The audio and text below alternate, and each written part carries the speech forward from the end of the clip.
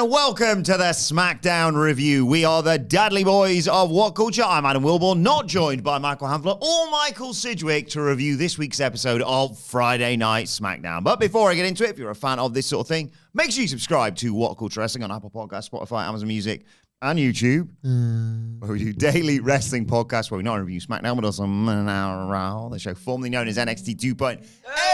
AEW Dynamite, AEW Collision, pay-per-views, premium live events. We have interviews, roundtable discussions, and a round of the week complete. With a quiz, of course, on Wrestle Culture. As I said, though, not joined by Hamflet or Sidgwick to review this week's episode of Friday Night SmackDown.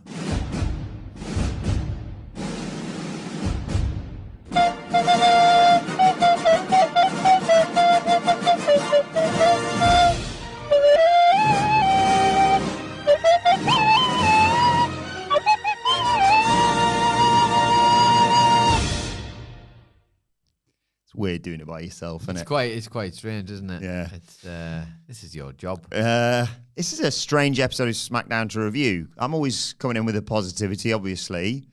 I was thinking about how this review would have gone had either of the Michaels actually bothered to show up to work today. No, they're both enjoying, quite rightly, their holidays. And I thought Hamflet would probably say this was a good sort of table-setting episode, which is what I got from it. I enjoyed it. I thought it was one of those ones with not like huge developments, but some furthering of stories, laying the table for future episodes. Obviously, they're going big when they come to Europe this week now, I suppose.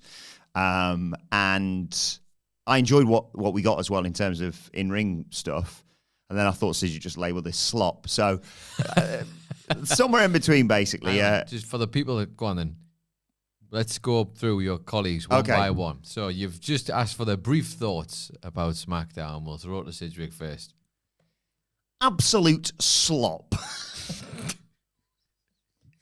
Nailed it. And Hamflet. I really enjoyed it, actually. Well, that's good to know, Michael. Thank you for that. Yeah, it was one of those ones where, I mean, I was happy, but then I'm quite heavily invested in SmackDown. So we'll see how this plays out as we go through it. The show opened, again, exemplary of how you might feel about this show, with Solo Sikoa and the MFTs walking out. And Solo gets on the mic and says, Boston, the MFTs are in the building. We want to remind everybody that we run SmackDown. And anybody who doesn't like it, too bad. He does his face. He talks about last week, Sami Zayn coming out and trying to take over SmackDown. But then we showed up on Raw, and what happened? We stomped his ass out, says Solo. Sami Zayn stomped out. Jimmy Uso stomped out. The Samoan werewolf, Jacob Fatu, stomped out. Anyone in the back who wants to come out here? And Sami Zayn comes out. He's not stupid enough to get in the ring completely by himself, though, with all the MFTs in there. And he says, look, hey, I'm just here to talk. Solo, come on. Just me and you. And Solo lets the MFTs leave the ring so he can just be face-to-face with Sami, who says, look, everyone's heard me talk for weeks, if not months, about becoming a world champion. It's all I've been focused on. And then on Monday, if I'd beaten Rusev, it's a very real possibility that I'd been fighting for the world title at Clash in Paris. But now that's not what's happening. And I was furious. But then I felt something. I felt liberated, because I've been talking so much about becoming a world champion, and it all had to be now. I was putting so much pressure on myself that it stopped me from accomplishing anything else in WWE. Spinning my wheels, and that's away from me for now. So I can get back to doing other things that I set out to do. So I guess this is me saying, thank you, Solo. And Solo's a bit taken back by all this.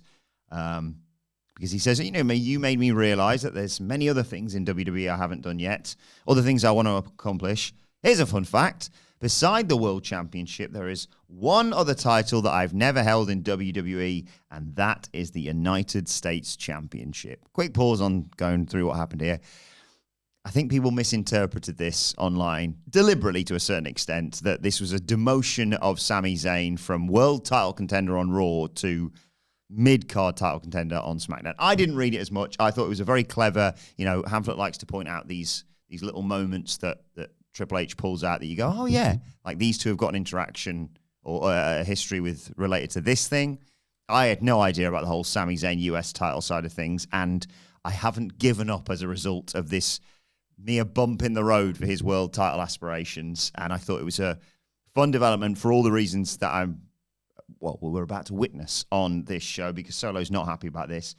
He says, guess what, Sami? You're not going to hold it anytime soon either. You can use those big-ass eyeballs and take a look all you want. But I don't know why you're here. You don't even go here. You're not from SmackDown. You're on Raw. You're never going to hold this championship. As a matter of fact, when you get the hell out of my ring and off my show, I never want to see you again. And Sami says, well, actually, Solo, that's really what I came here to tell you. As of tonight, I am officially on SmackDown. He's jumped to the blue brand, ladies and gentlemen. You took something away from me, and now I'm going to take something away from you. I'm coming for the US title. I'm coming for you. The brawl kicks off between Sami and Solo, and of course, all the MFTs get involved. Jimmy Uso runs out to make the save, but again, the numbers game catches up to him. And I'm like, here we go. And out comes the Samoan werewolf, Jacob Fatu. He dodges Taller Tonga on the ramp, dives in there, brawls with Solo off the back of what happened at SummerSlam, of course, and subsequent to that. And they clear the ring, well, up until Taller Tonga gets involved. Jimmy super kicks him, Sami kicks him. Double super kick. They try to take him out, but he grabs them both for a double choke slam. But in comes Jacob with another super kick, and they team up to get him out of the ring as the SmackDown GM, I can't remember what his name is, and I'm on my own, so that's not going to help, says, no, Solo. That is no way to welcome the newest member of the SmackDown roster. Sami, welcome to the Blue Brand. I'm pleased to inform you that in the main event of tonight, right here in Beantown, I'm sure Sige absolutely devastated to not be reviewing this show. That boy loves his beans. He announces a 6-man tag team match. Any of the MFTs, any 3 of them, versus Sami Zayn, Jimmy Uso, and Jacob Fatu. Yes, I know the usual sort of arguments of, well, what was going to be the main event? I don't care. I get to watch Jacob Fatu, Jimmy Uso, and the newly bluified Sami Zayn taking on a gaggle of knobheads, with this really intriguing development that Sami's on SmackDown now. How long for? I don't know. Still in my head, Sami fights for Seth Rollins' world title at next year's WrestleMania, mainly because I want Cody and Punk, but still. There's deliberate misinterpretation of this, as I said, as a demotion. Like, well, that's all he's ever going to fight for. Well, no, he's just shown up on SmackDown. He hasn't earned himself a world title opportunity either on Raw or SmackDown. Yes, he technically, was nearly there in that match with Rusev until Solo got involved, but he's got to build from the ground up here on SmackDown. He's already a huge star, as you can tell by the crowd reaction. And also, why not want to piss on the bonfire of Solo, who's been running roughshod with this US title for quite some time now. And as it would play out, I just love the interplay between Jimmy and Sami, and later on, well, I'm a simple man, and Jacob Fatu closing the show, hugging Sami Zayn made me very happy indeed. But we will get there. Fun opening to the show. Speaking on this topic, by the way, if people maybe getting a little bit carried away, I know I sometimes go the opposite way and deny there's anything wrong with WWE. There was a tweet I saw over the weekend, Nicholas, that said, not going to lie, 2025 WWE is worse than 2019. Oh, no. Now, No. I will hear you out if you say that it's fallen off. We often talk about this on the podcast. I think it's been rather exaggerated, the fall off. I had no doubt saying WrestleMania was not what it has been in previous years, obviously. But I think this sort of narrative of like, oh, it's all fallen to pieces is a bit overblown. And then it was funny to see people respond to this tweet by simply posting a select few images. Yes, in 2019, we did have Kofi Mania. That did also come to an end in like 7 seconds against Brock Lesnar. Let's not forget that. Mm-hmm. We had the thing that broke my brain at Hell in a Cell between Seth Rollins and The Fiend. Oh, my God. Yeah. Someone just posted a picture of and I'm terrified of the man, but he was exemplary of not great booking, a shirtless Cain Velasquez with his best friend Rey Mysterio in a ring. That was the same show as the Kofi title loss, of course. And then just a graphic of Seth Rollins and Becky Lynch a legitimate real-life couple who acted like they'd never met each other versus Baron Corbin and Lacey Evans.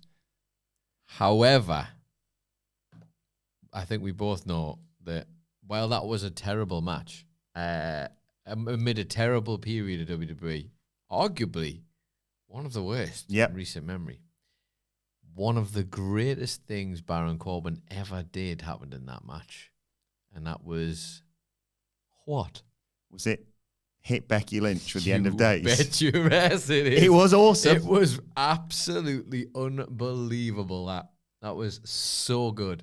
There's also the GIF in the replies here of we like Baron Corbin and we've met him before. He's a very nice man. And I know what the GIF's going to be though. Yeah, he was unduly blamed for the problems in WWE, obviously. They were meant to be listening to us, so maybe it's our fault. But regardless, yeah, it's the GIF of Baron Corbin and Dolph Ziggler pouring dog food on Roman Reigns as he's handcuffed to the ring post. Mm-hmm.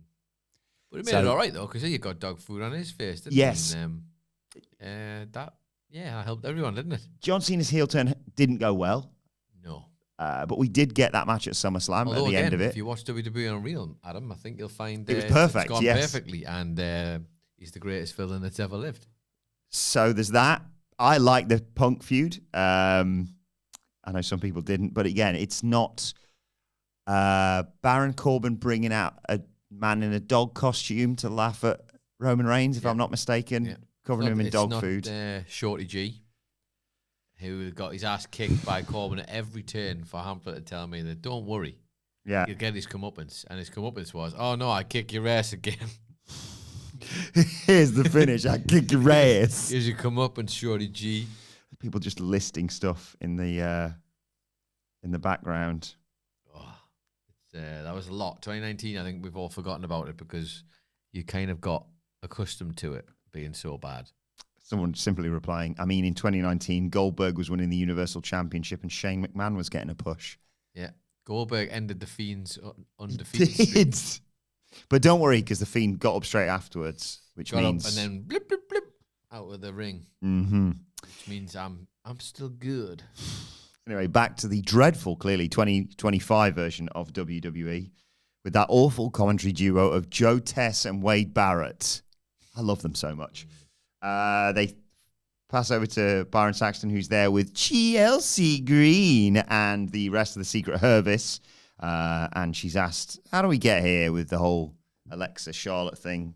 And she said, I could have been severely injured getting a face full of cake last week. Alba and Piper running security detail, patting down Byron Saxton, I should say as well.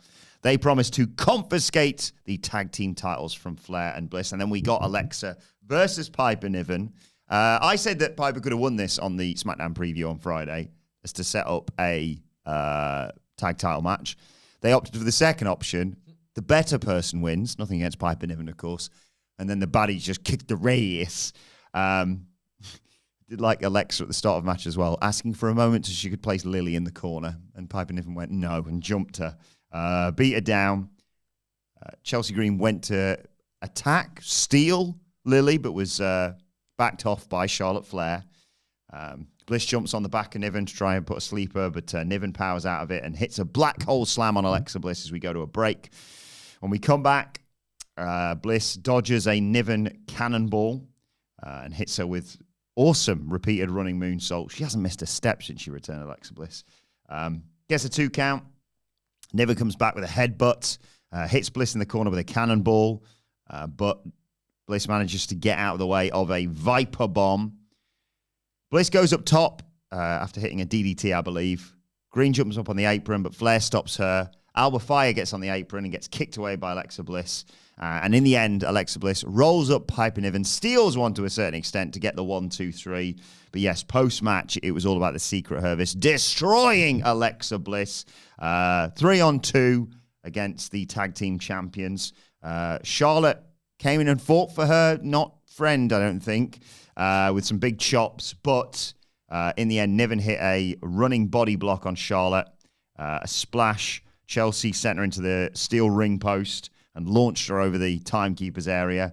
And then Niven destroyed Bliss again with an avalanche. Fire hit the Gory Bomb, and Niven hit the Vader Bomb to stand tall and set up an enjoyable-looking tag team title match you sense maybe in Paris, maybe just further down the road, maybe on the go-home for Paris. Is that in Lyon? Or have I just misremembered that? I can't remember.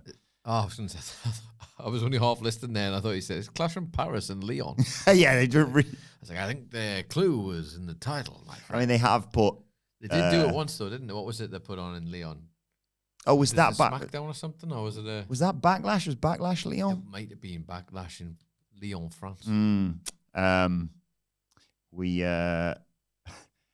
We can point out the fact that they are promoting Clash in Paris using Vincent van Gogh's Starry Night, a not French painter with a painting not set in Paris.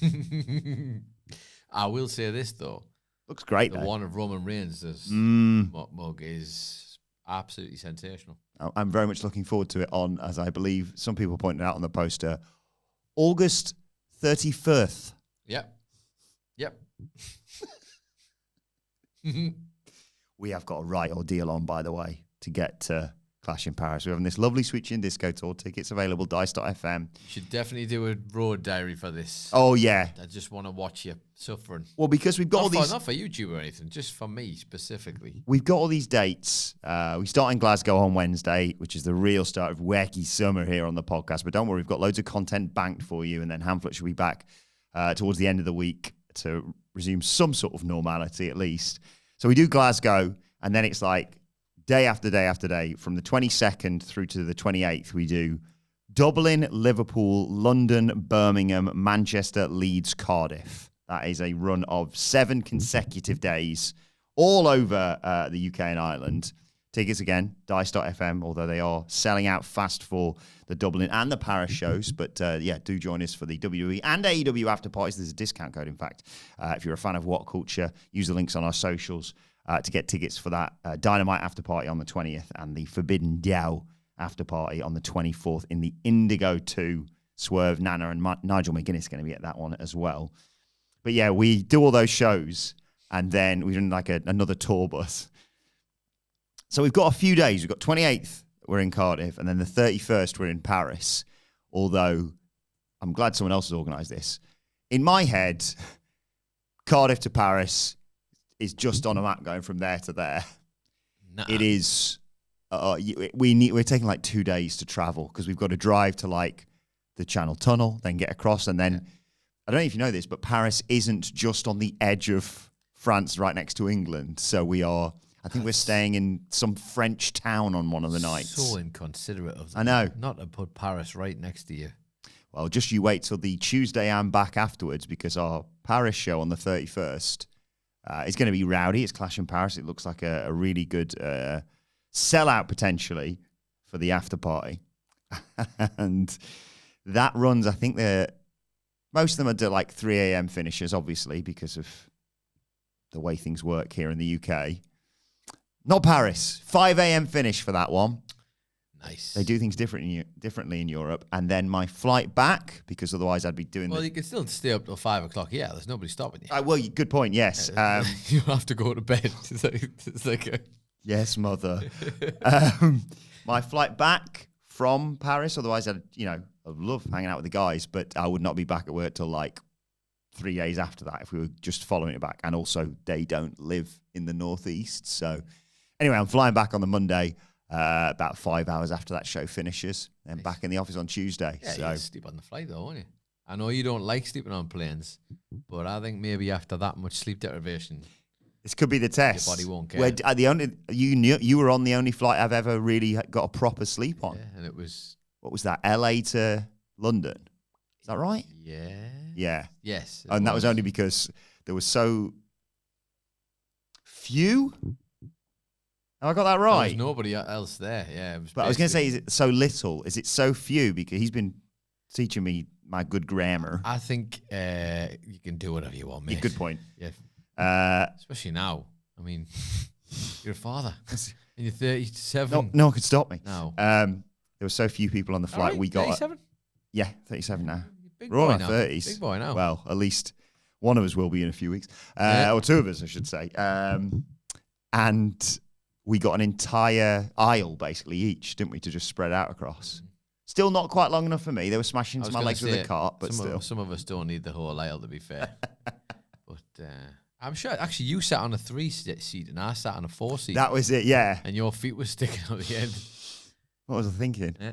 Should have just swapped. Nothing, you were asleep because the night all had put you out. Yeah, night all. That is a game changer. Man was hawk chewing his way all the way back home.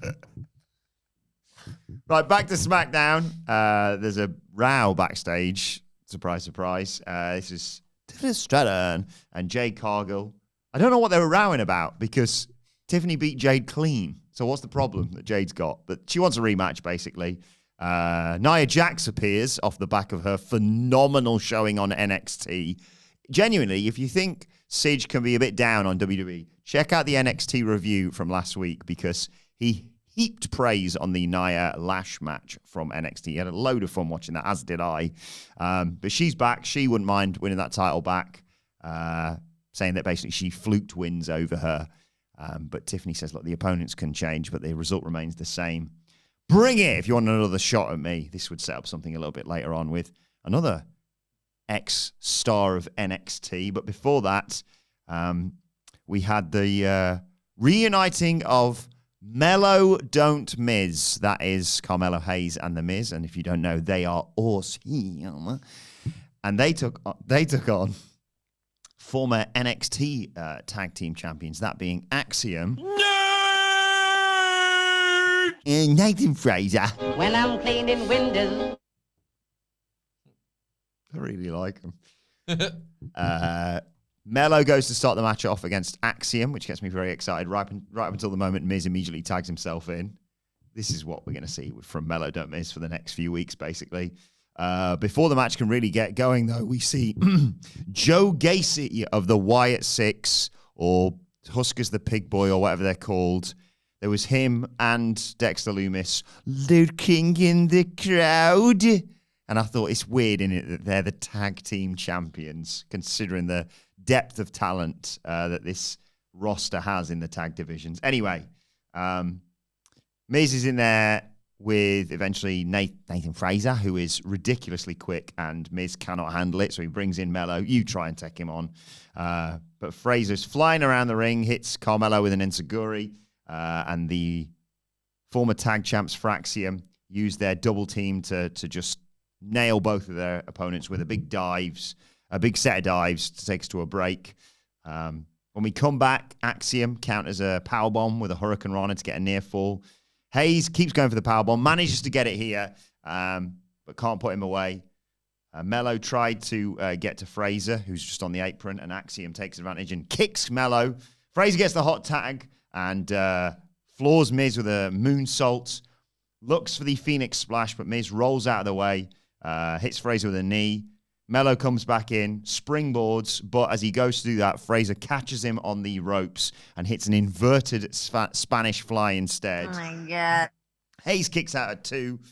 Hayes goes to head up top, but Axiom hits him with a kick, and they hit that Spanish fly Phoenix Splash combo. But Miz, Melo's partner, comes in, breaks up the fall by stepping off the back of Axiom and using that as a sort of springboard to hit a DDT. Oh my God. That was cool.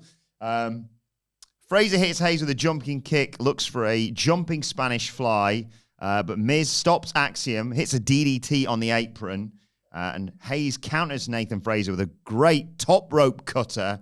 He's got the match won. He climbs the turnbuckle to finish it off with nothing but net, and Miz just tags in. I'll take it from here. Skull-crushing finale. 1, 2, 3. Melo Don't Miz get back to winning ways. Melo's a bit like, I kind of had that match won there, mate. And Miz is like, yeah, we won. Doesn't really matter who got the pinfall. I don't know if I'm alone in this. I was trying to gauge what the reaction to this show was online, and I've seen, ratings ranging from like 6.5 to someone gave it a 9. I don't think I enjoyed it that much, but I enjoy this storyline. We can all see where it's going, or we've seen this sort of thing before. I thought the dynamic between Melo and Miz was really good, and I was annoyed when they just sort of dropped it. I think Miz went off to film Gladiators or something. So I'm glad they just picked this back up. And to a certain extent, Melo's obviously in the right here. He should have got the win because he was the star of the team. But if you're Miz, in your head, do you not think, I'm a former 2-time world champion who's won the belt with this move? This will guarantee us the win. It's not the right decision. I'm sure that would be his reasoning behind it. Yes, exactly. But these two's night was not over with regards to... These two's nights Your not two over. nights not over with regards to miscommunication between the two of them. But then, as I mentioned earlier, Tiffany Stratton runs into Kiana James, the representative of US champion Julia, backstage. And Kiana's like, God, they're bloody persistent, aren't they, when it comes to fighting for the women's title? Look, the longer you remain champion, your stock goes up, but so does the list of challengers. So how about I represent you as well? I can do that and represent Julia too, especially if you're looking to expand your brand. Picture this. And I did picture this, Adam Nicholas. I bet you did. A custom pink-coloured championship belt. Oh my God. Off the back of what they've done for Ethan Page's North American title, I want to see that. Kiana gives Tiff her business card, but Tiffany doesn't want anything to do with this. Kiana reminds us, well, if you're not with us, you are against us. The only reason you're undefeated is because you never face someone like Julia. Just because she's got one title on her shoulder doesn't mean she can't become WWE Women's Champion as well. Tiff storms off. Michin appears with a kendo stick, of course, saying, I think you're getting a little bit ahead of yourself. I've got next when it comes to Julia. And Kiana tells Michin the match will be under advisement.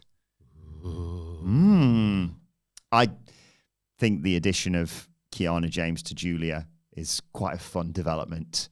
But then again, I will always hold a candle for one of my NXT development projects that I had nothing to do with in their involvement. I don't know them. I've never met them. Nope.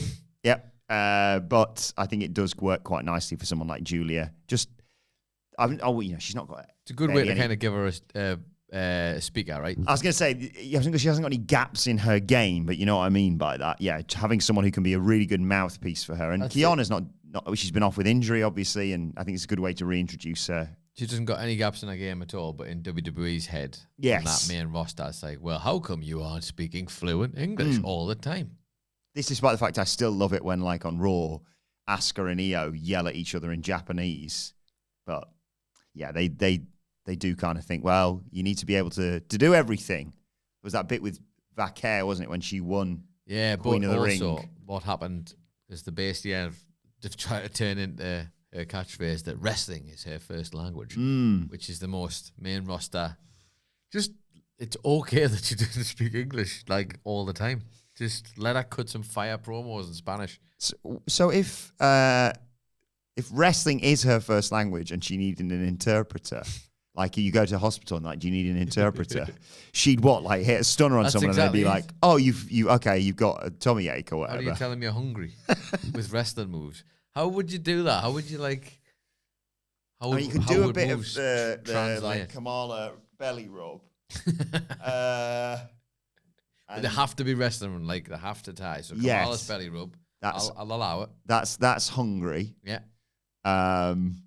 What, any other conditions you want me to? Thirsty. Rock. The bit from Elimination Chamber. I mean, that just looks like I'm dying. Good point. Thirsty. I've got an itchy neck. Thirsty, I think, stink face. To imply the lack of water in your body. Yeah. I was just trying to work a way to get the stink face. Of course you were, yeah. I mean, there's some cake element in there, isn't there? I mean, what a day for that interpreter. If Stephanie Vaquer's thirsty. Sign me up. Anyway, what else was on SmackDown? Drew McIntyre comes out. They teased this throughout the show after the heinous kicking of Cody Rhodes through the bottom bit of the announce table on last week's SmackDown. And yeah, out comes Drew, looking very pleased with himself. He asked them to replay the clip of him killing Cody. He's very happy about all this. But he insists he did not attack Cody Rhodes. And he yells at poor Joe Tess for a medical update on Cody. It's all gone very quiet. And he said, the higher-ups management here are hiding the condition that Cody's in, how bad of a state he's in, because they are protecting their golden boy. But look, Drew does not hate Cody. He simply feels sorry for him. Cody needs that validation from fans and management. And that used to be Drew 5 years ago. He was in that spot, but then he evolved and realized that when a wrestler leaves, they're forgotten about. He needs to get his. He's earned a shot at the title. He wants it for himself, for his family, but most importantly for the paycheck. And Cody needs the title because without it, he is nothing, and he knows it. But Drew insists, I didn't attack Cody Rhodes. I was attacked instead. And he jumps out of the ring, and he says, let me explain. There was an AA. I broke up the pinfall. Cody knocked me to the floor. Calls this a crime scene, by the way. I was down here on the outside of the ring, between the ring and the commentary desk, when the DQ happened, when Logan Paul just nailed him in the cock, basically. He said, at that point, the match, legally, Your Honor, was over. And then Cody sent me face first into this post and then went over to the announce table and started clearing it off. Why would he do that, Wade? Says Drew. Did he want to talk? Did he want to fashion me a fine cuisine? No. He was going to put my arse through the table and take me out. So I defended myself, says Drew. And why would he do that? Well, because I told him to his face, I want you to beat John Cena so I can take the title off of you, Cody. He made the first move. That was his biggest mistake. Cody is very good at pissing people off, while Drew McIntyre is very good at taking people out. He's not the bad guy, but if you provoke him, he will do very, very... That is too bad. Thank you, bud. Do very, very violent things. That is too bad. Too bad. It's too bad. Yes, Drew concludes this by saying, if you provoke me, I am the real nightmare. And then he just quickly says, get well soon. Ominously, of course, to Cody. I think this is a great setup. I do hope that this, because as far as I'm aware, it's not been announced for Clash in Paris. I mean, you've got time. Yeah. You could announce it on Raw tonight. You could announce it in the week. You could announce it on the Friday, to be honest. They're not struggling. But I hope this isn't just a one and done for Drew and Cody, because long term, I want to see Drew do something a little bit different. But he has kind of done everything for them in this heel role, hasn't he? And he's had that, in my opinion, the feud of the year last year with CM Punk. I was so angry when people were like, well, they're fighting over a bracelet and that's it. No, it was a trilogy. More than that. It's not the object, it's what it represents. Indeed. That back bump as well he took. Still, there's few wrestling moments. I mean, some of them must suck, but it's about relating to it, isn't it? I think, like, I can't relate to Shane McMahon falling off a 30-foot hole, Mankind falling off the Hell in a Cell, because I can't think of something that would equate to that for me. Well, I can push you off the roof there. Indeed. If you want. But, like, the one I always come back to is the Eddie Kingston using the alcohol gel, because we all have had a point in the last few years, especially with the Pando, where you'd put some gel on your hands and find a tiny cut on your finger or something, and it'd hurt like hell. And, I mean, not to the extent that Drew did, but catching his back on the edge of the steps. We've all done that. Not to that level. I've never jumped into it. But you've caught your back on something when you're like, I don't know. You've hit a nasty edge. Yeah. I mean, I'm not sure you've ever done it like that. I've never jumped into it. I'll say that. But my word. Yeah, I like Drew in this role. I'm trying to picture what your version of this is, you know, where you're like going, and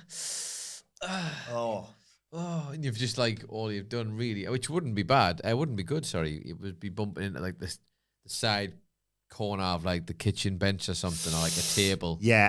You know, bam, you just back into catching a corner. I'm sort of weirdly accident prone. I think it's fair to say, though, me, because there's too much here. Yeah, and it's arms and legs. I haven't grown into it yet. I think it's fair to say as well. Arms and legs, so they're like flying everywhere. So I've nearly cut off a finger once. Who for? Well, if that translator job. No, I leant against a towel rail in the first year of uni, like a jotty out bit of towel rail with the thing over that so you can hang there. Very cheap. It's university, of course. And it snapped, and somehow my hand went like down like that across it, and the jotty out bit of metal just nearly sliced my finger off this finger here. I have, how can I put this? If you're a bit squeamish now, maybe skip forward a minute. I have inverted my leg once playing football. Inverted it? You know how a knee goes like that? Oh, you mean that like that? It went like that, yeah. So it wasn't at all, yeah. A 20-stone goalkeeper fell on top of it as I was stretching to try and score in an 11-a-side game. Nice. It didn't break anything, surprisingly. Which It's is just actually all the probably muscles worse. tensed up in my leg for, I'm not joking, 2 weeks. Yeah. I had to walk with like I had to swing my leg out to the side because it wouldn't bend. I really want to see that. Broke my toe. I did technically see something similar when you had to have your moon boot on, didn't you? I had my moon boot on when I broke my toe. Yeah. I don't know if it helped, but it looked cool. It looked fun. My earliest injury was when I broke my arm when I was about 8, where we were on a trampoline and we were trying to jump. Me and my mate were trying to see how far we could jump from the trampoline in his garden. I just landed on my arm funny. Yeah. It never If I'd had my head glued together, someone dropped a bit of scenery on my head when I used to work in the theatre. You told me about this. Yes, actually, that rings a bell. And they just went I went to the hospital because they were like, someone looked at it and they're like, oh, because I was like, I'm fine, it's just a bit of blood. They're like, no, I can see your brain. You need to go and get that looked at. Well, what's left of it? See your brain, sir. Where's the rest of it? No, and I thought, okay, well, they're going to take me in and maybe they're going to give me some stitches. So small. I literally just went and then just shoved my head together and went, right, don't shower for 10 days. Oh. I mean, I showered on your head. Yeah, I can shower the rest of it. I'm not not just. That seems like a cruel punishment. I'm like a wrestling fan. Come on. You are a wrestling fan, point. Adam. This doesn't work. Yeah. This doesn't They're work. one of our own. Well, how do we get into this topic? Drew Accident. McIntyre's bump on the stairs. Oh, yeah. Well, by the way, just for all the people who are watching and listening, I want you to know that this isn't his fault or my fault. But one thing I'm going to say is that I can't wait for us to get into that new office so that the microphones will be stable so that you don't have to work on this. You'll never know this, viewers at home. This man works on this table here that does all this. Look, it's wobbly. I can never be fully. Yeah, it can never actually move. Big spoiler secret. And that's why every time you hear that microphone go, dup, dup, dup, dup, dup, Yeah. and it's only every now and again. It's why a lot of the time I try and sort of hold a pose. I know, that's what I don't think people ever realize, that you're actually having to hold that table still. Think about all the times you've ever watched him on camera, and that's what he's doing. Inner workings. And another bit of a behind the scenes secret. I'm a man who likes to. I thought you were just going to drop trousers there. No. I'm a man who's very fidgety. But I have to be very careful with where I put my feet under this desk. And they're usually just tucked underneath my chair because one wrong move down here and I clip a power cable and everything goes out. Yeah. The whole room explodes. Yeah. We like the risk, you know. If there's ever a weird cut in the podcast, it's not because we've said something outrageous. Well, this is a good cover. This is smart. Look at you. Yeah. We'd keep it in, let's be honest. Well, especially It's with because, these two. it's because if Look I at that. kick this, we have to start again from 5 minutes before because it's all the rest of it's The lost. whole thing's gone. But yeah, what do you think of Drew and Cody? I think it's a great because it's as I said on the it preview, makes it's sense, weird. doesn't Whoever you put Cody with between now and March, not many people are going to buy a title change, are they? I think a lot of people feel like it's probably going to be, unless they're going for shock factor on the road to WrestleMania. Yeah. You'd imagine he's probably going to have it till then, right? Yeah. But Drew, it doesn't mean Drew can't have some kick-ass matches with him and probably use it to reignite his momentum a bit, because he'll have these moments where he'll reignite it and then he just simmers out a bit because they don't really have another plan for him or whatever it is. And it's only really going to add to his overall frustrations, isn't it? Like, I've been screwed out of this, I've been screwed out of that. Although I will say, I did actually start watching this promo of his, and I just got a bit bored of it. I was like, when he climbed out the ring and was like, "Come with me, I'll show you this. What happened?" And I was just like, you know what, Drew? I can't be arsed, mate. I've got stuff to do. I think this is a good way of concluding Drew's run as a heel. He conclusively loses potentially a trilogy, or at least a few matches that have a lot, more time to to dwell on this feud because I want to see Cody and Drew going back and forth on the microphone more than they have already. But by 2026, like the start of 2026, even if not prior to that, I need Drew to be back being a babyface or doing something different. Yeah, like you say, I think it's fine because it's Cody, and you could have someone there who says, I don't like Cody because I don't like his neck tattoo. Cody would get it over because it's Cody. He's the best. But yeah, I do think it's kind of played out, this whole I'm the wronged party, Drew McIntyre thing, because we've had that for quite a long time now.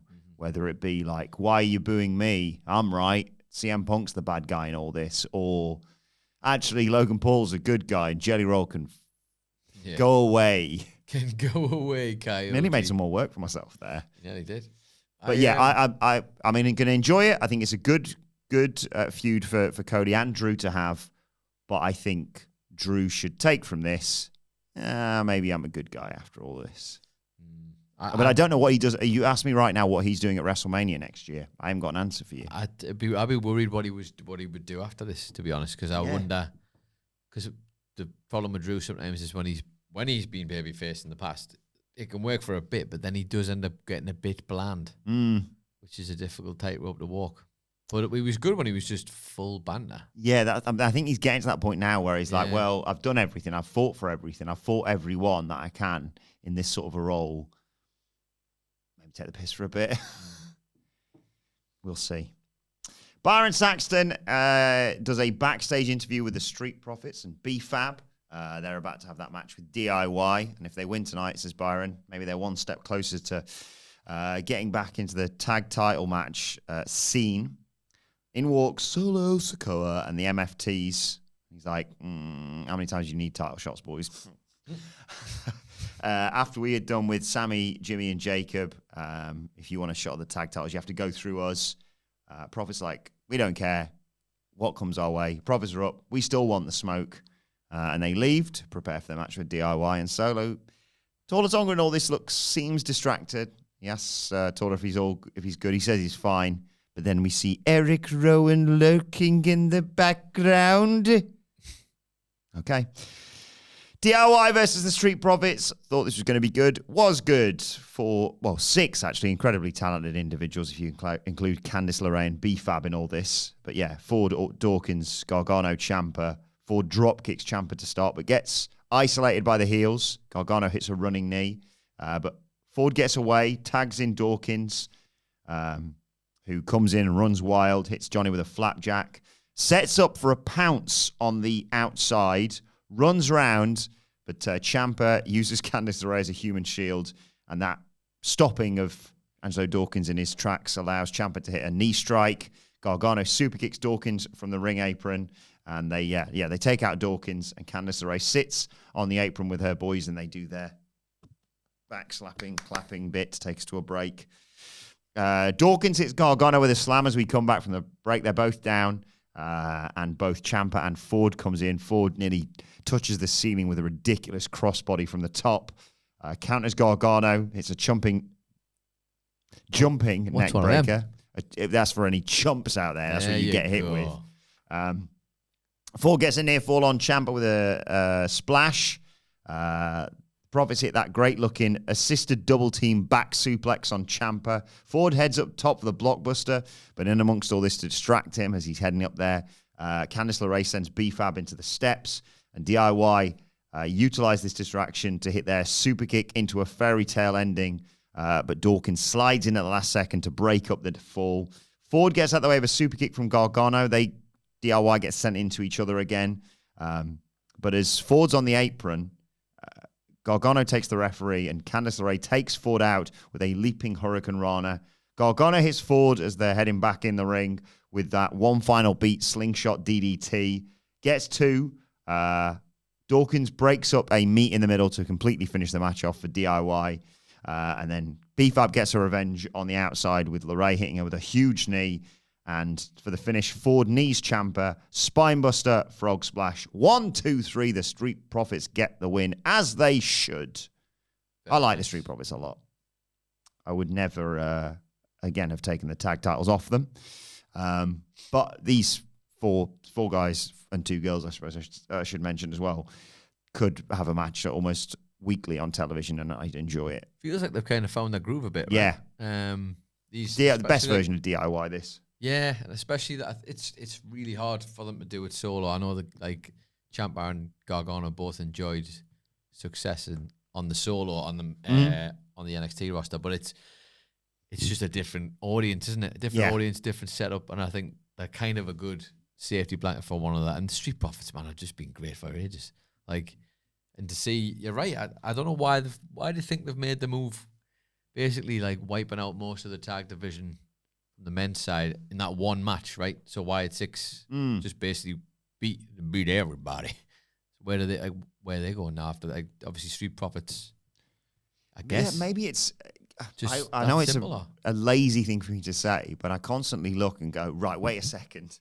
Not only have you got like the newly made teams of like Andrade and Phoenix and stuff, you got the Wyatt Six as the tag champs, the least preferable, in my opinion, choice for the tag team champions. You know, nothing against them. I just think you look, it's a ridiculous lineup that you've got there.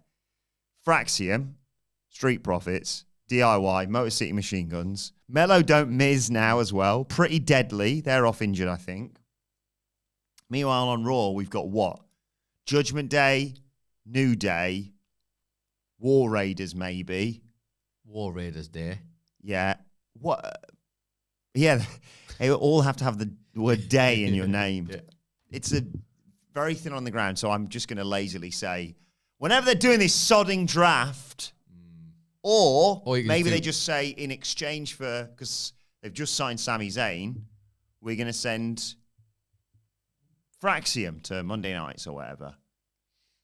But maybe this Sami Zayn thing is the kicking off of some trades between rosters. I do hope so. Maybe some trades from NXT even. But speaking of the Motor City Machine Guns, SmackDown GM, can't remember what his name is, he's chatting backstage with them when Carmelo Hayes interrupts, and he wants to get the conversation going about getting a US title shot.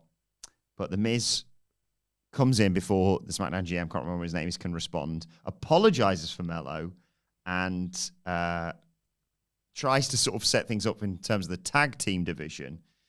The Motor City Machine Guns accuse Miz of being too busy manipulating Melo. Chris Sabin asks Melo, are you him or do you belong to the Miz?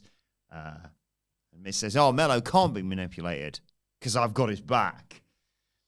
Miz, I know this could go down one of two ways with the Michaels in here normally with me.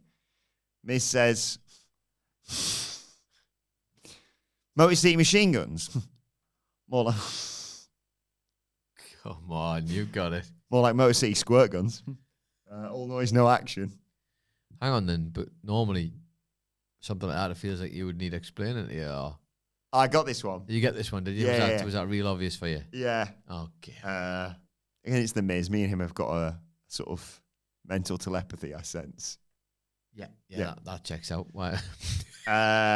Alex Shelley accuses them of looking like a tag team that just met in catering whilst we've been doing this for 20 years. You're not on our level. And Miz is like, well, I'm a 10-time tag team champion, so I think I am, mate. But the SmackDown GM, can't remember his name, has got a simple solution. We're getting Melo Dome Miz versus the Motor City Machine Guns next week. And they go to leave. And Miz is like, yay, we got what we wanted. And Melo just quietly says, well, you got what you wanted. Because he's obviously still interested in singles competition. But Miz is like, no, I'm going to milk you for all you're worth to try and get another tag title reign, perhaps. 10 times he's held. Is that true? 10 times what? He said he was a 10-time tag team champion. Who, The Miz? Yeah. Oh, look, Cedric's not here for that. 10-time tag team champion. You must have had quite a few runs. Yeah, it is. I can see at least 9 here. So there is a chance.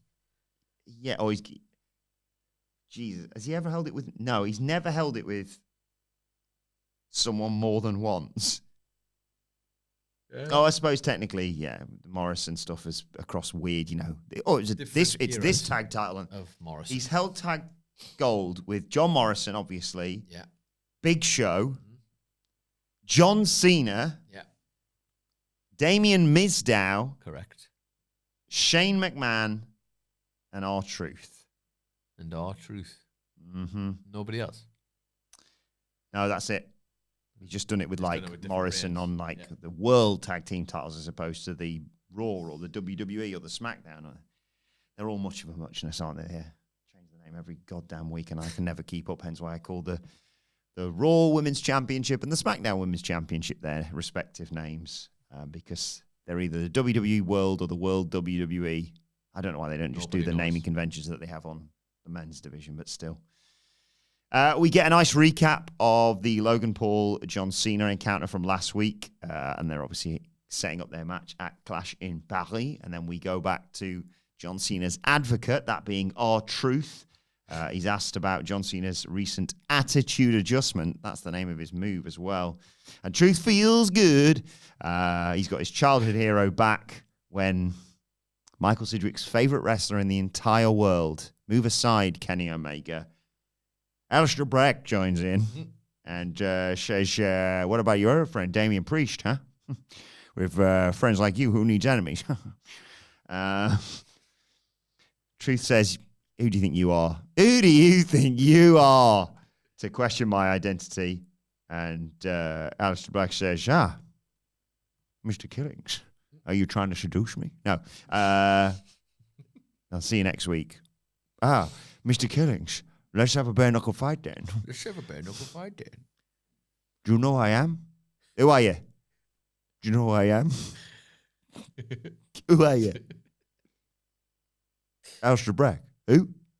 Alistair Black. Who? Alistair Black! Well, who's that then? Me. You'll know when you pull up. Poor Zelina Vega's just sat in the passenger seat. Well, come on, then take that helmet off. Take off your helmet. You got any jokes this week, Alistair? Sorry, to rack my brains for some. Let's as a quick check-in with Michael Sidgwick while you get your brain in order. Hi, Michael Sidgwick. How you doing? I don't know how they're both doing Michael on Hanfred, holidays with the family. how you doing? There he is. It's really starting to take on a life of its own, that box. The more I look at it, the more it's like some kind of weird Cat in the Hat nightmare brought together. It's like Bart Simpson meets Cat in the Hat. Yeah. Meets Minecraft. Good stuff. What did the elephant say to the naked man? No, Nelly, that's not right.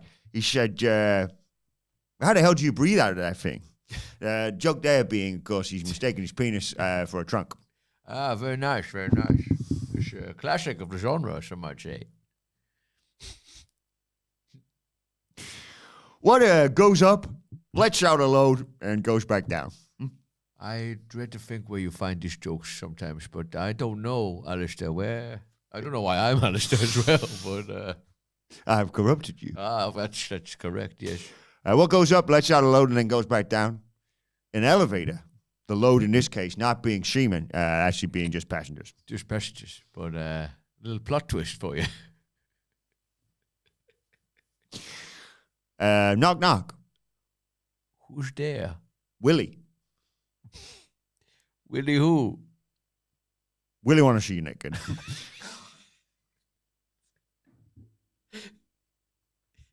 That really, really felt like Sean Connery there. I really want to see you naked. I want to see you naked. Backstage on SmackDown, we see Sami Zayn and Jimmy Uso getting ready together, whilst Jacob Fatu just fumes sitting next to them. Sami and Jimmy are like old friends, obviously. They're saying this, yeah, it's like old times, this. They're taping up and what have you. And they try and sort of bring Jacob Fatu into this conversation. Jacob's very grumpy. He says, look, I don't know you. I wasn't out there to help you. I was there to save my brother, Jimmy. And Sammy's like, well, I don't know you either. But, you know, you and Jimmy are brothers. Me and Jimmy are brothers, which means, I mean, basically, right? If you're cool with him, you should be cool with me, right? Jacob Fatu simply tells Jimmy to keep Sami out of his way. Yada mean? And then Sami's like, yada mean? What the hell's that? I do not know what you mean, No. sir.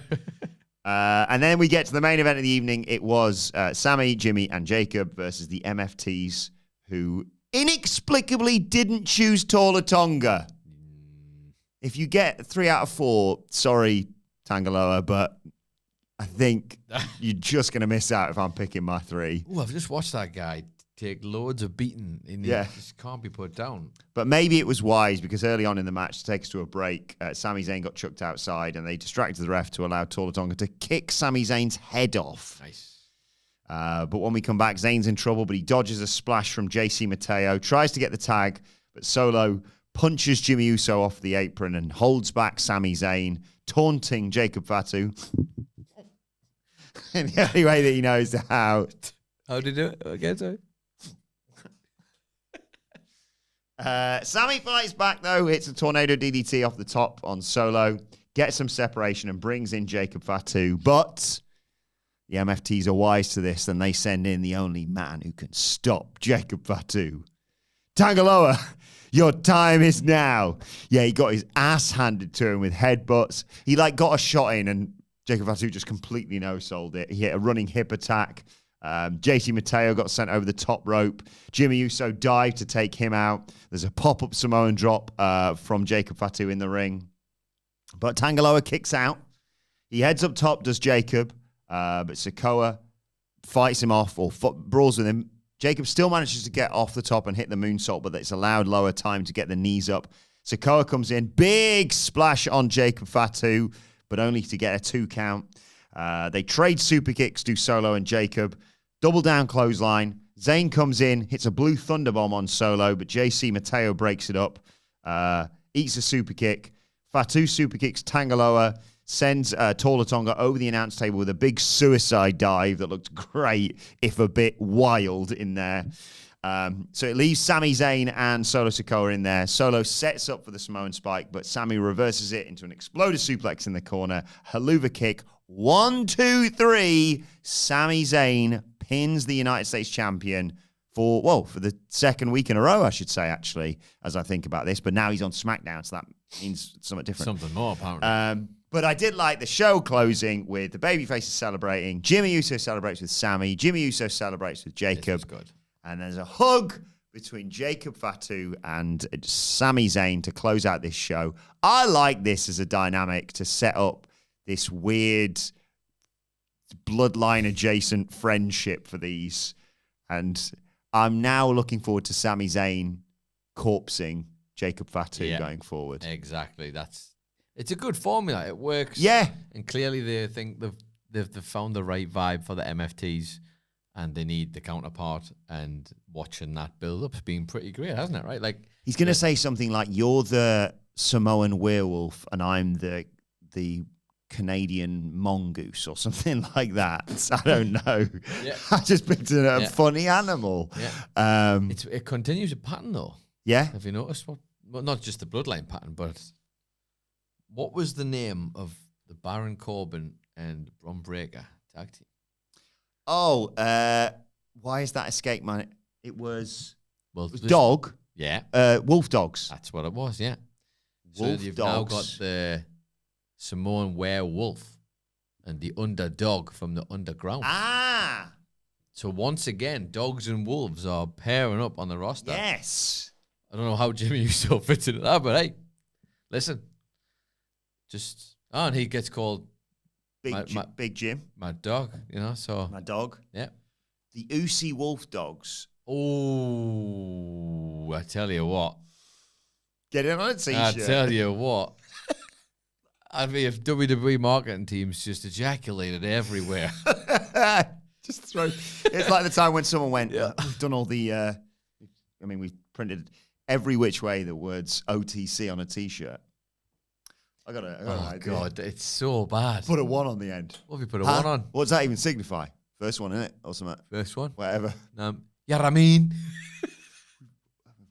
Printed everything with the tribal lettering of OTC and, Usos.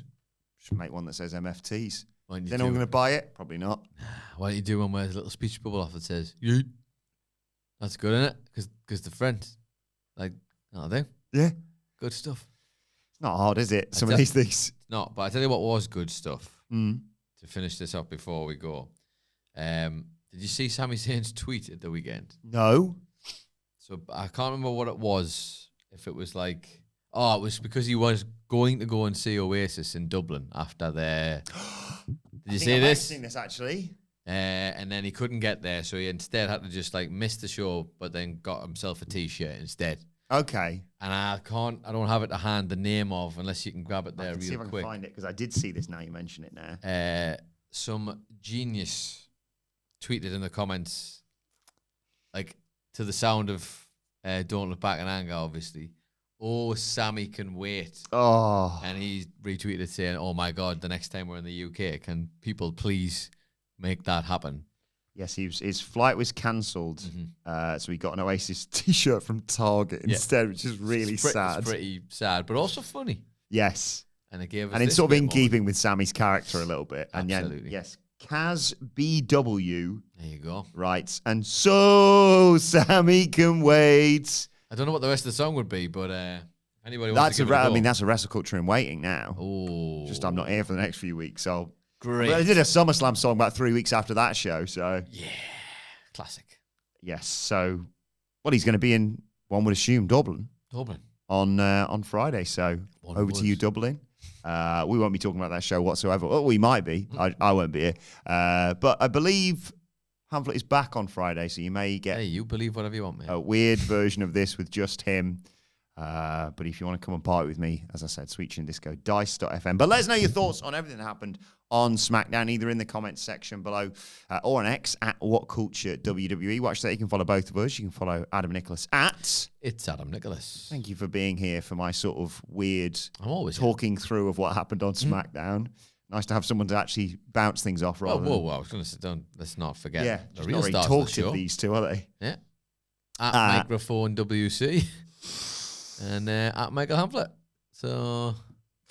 You can follow me at Adam Wilbourn. Follow us all at WhatCulture WWE. And make sure you subscribe to WhatCulture Wrestling, wherever you get your podcasts from, for daily wrestling podcasts. The Raw preview is available right now, wherever you get your podcasts from.